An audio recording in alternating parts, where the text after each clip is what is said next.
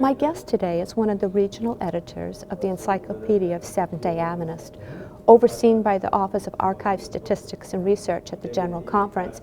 This new reference work will include many topics of interest to Seventh-day Adventists around the world, including stories about Adventist mission work and missionaries. Dr. Cristo, welcome. Thank you. It's a pleasure for me to participate in this video. Today you're going to tell us a little bit about a missionary named Flaiz, who served many years in India. Why did you choose him to talk about today?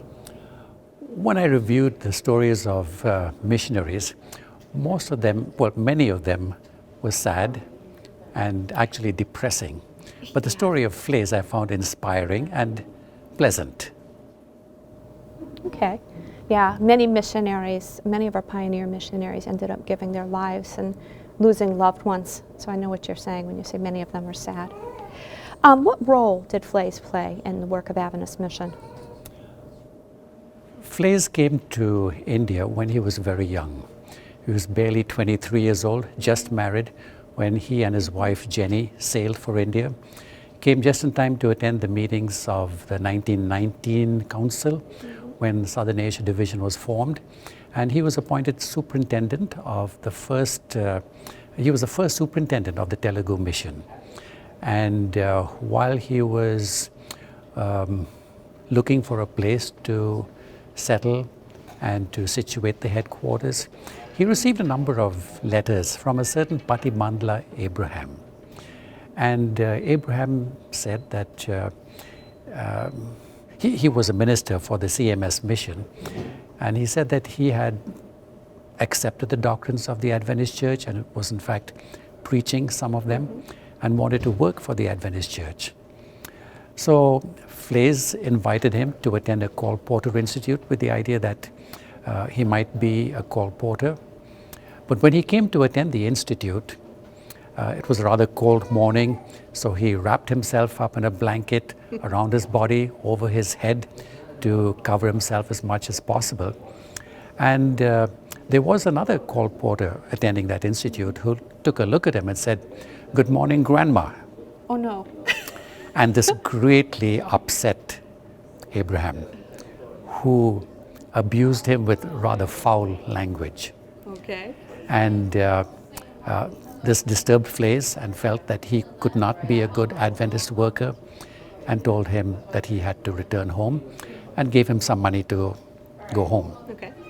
Well, Abraham was disturbed and upset, and he heard that Flaiz was going to be driving to Vijayawada, which is where he was supposed to go. And so he hung around thinking that he could hitch a ride and save the fare.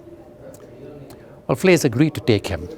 And while they were traveling by car, Abraham told him, I understand you're going for ingathering to raise some funds for your work.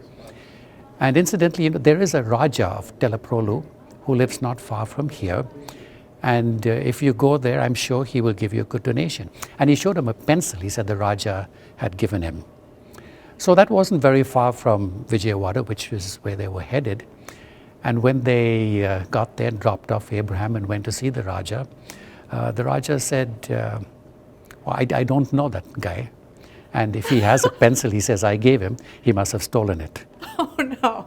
But when he saw the brochure that Flaiz had and saw that Adventists were running hospitals, he said, my mother was seriously ill, and my father promised that he would build a hospital if she would get well.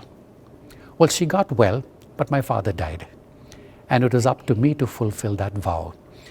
So I started building it and had to abandon the plans because the World War, 1912, I couldn't get materials, so it stopped.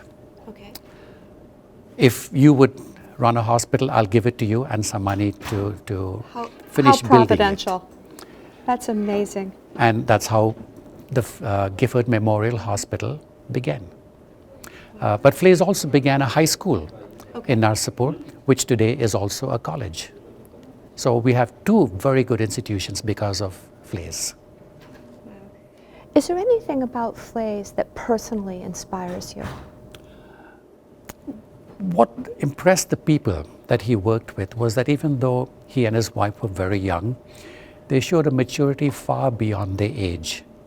They welcomed people into their homes, even though people were looking into everything. They felt at home with the local people felt at home with them.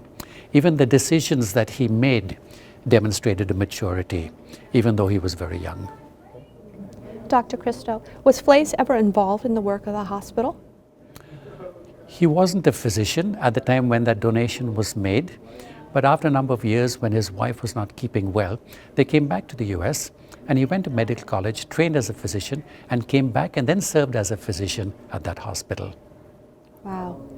Were there any particular struggles that he faced when he was over there? Perhaps the one struggle was his wife's illness, for which they came back, and she eventually passed away. But he married again and came back to India for the third time. Wow. He couldn't get enough of mission work, obviously, right?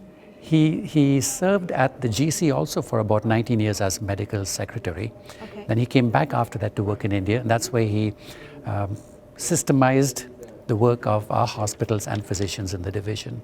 I want to ask you one more question. Why do you personally feel that this encyclopedia project is so important? Why is it so important to preserve the contributions of our missionaries from the past? The unfortunate situation is that in our division, there's been no published history of our division, no archives, well, no museum of collections. And this work that's being promoted by ASTR is creating an awareness and an interest in this project. So I'm happy to be working with it. Wonderful. Dr. Cristo, thank you so much for sharing with us a little bit of the life of Flaiz and giving us an idea of his contributions to the work of this church. You're very welcome. It's been my pleasure. Reporting for Mission 360 TV, I'm Lori Falvo.